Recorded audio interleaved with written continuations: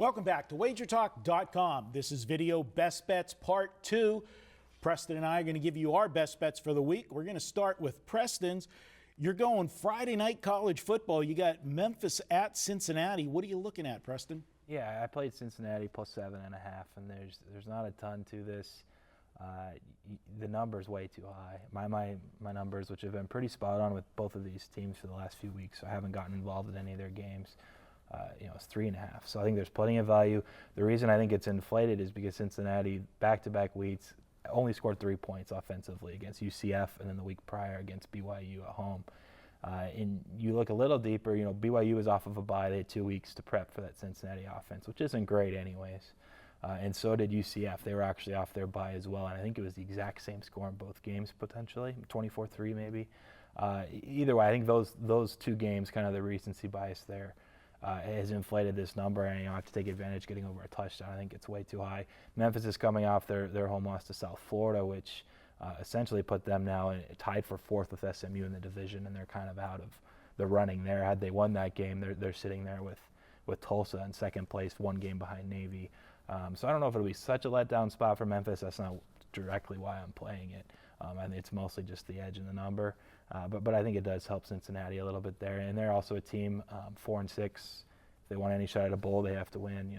And I don't normally play that as the sole reason again, but it's just another kind of added bonus situationally to the advantage I think we have getting over a touchdown. So 7.5 Cincinnati Bearcats. Yeah, I agree with you on this side, the Memphis team, and they're coming off of, I was actually on the other side against them last week, and it's one of those ones where if you're looking at Memphis, people are going to look and say, oh, that was a good-looking loss, 49-42, and so they'll say they scored 42 points, they'll bounce back this week. I agree with you 100% on that one. I'm going to go to the Big 12, and this one is almost too easy for me, and sometimes you look at games and you overthink it and outguess yourself, and but I got to go with Kansas State against Baylor. This Baylor team is in total free fall right now.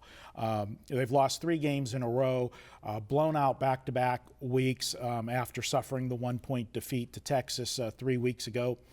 Add to Baylor's problems, quarterback Seth Russell, done for the season with a fracture. They carted him off last week, so you're going to get a freshman quarterback making his first start, Zach Smith. Normally you'll look at a team like Baylor in that program and it's plug and play, because it's the system. But given everything that's happened this year with Baylor on and off the field, you've got a lame duck coach sitting there that was just, handed the reins right before the season started. I think this team is done, and they've got every reason with Russell out now just to toss the towel.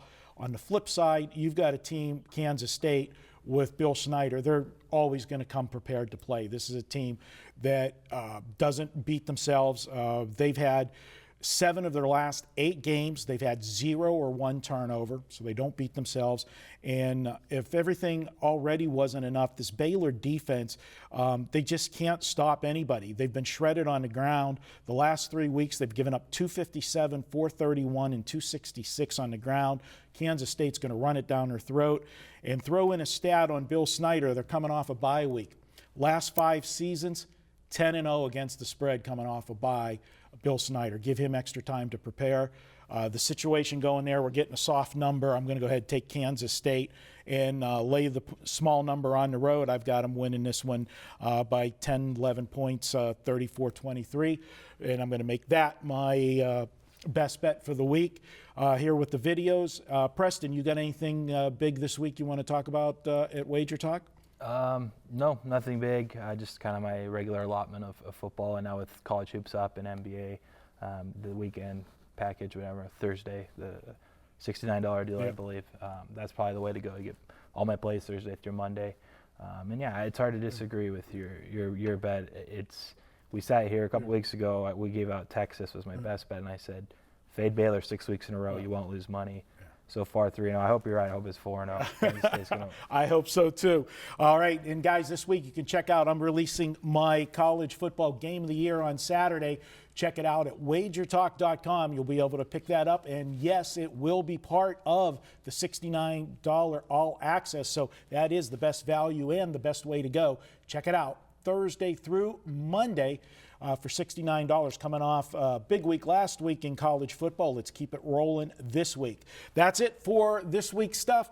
Check in next week. We'll have more videos for you. And as always, best of luck with all of your wagers.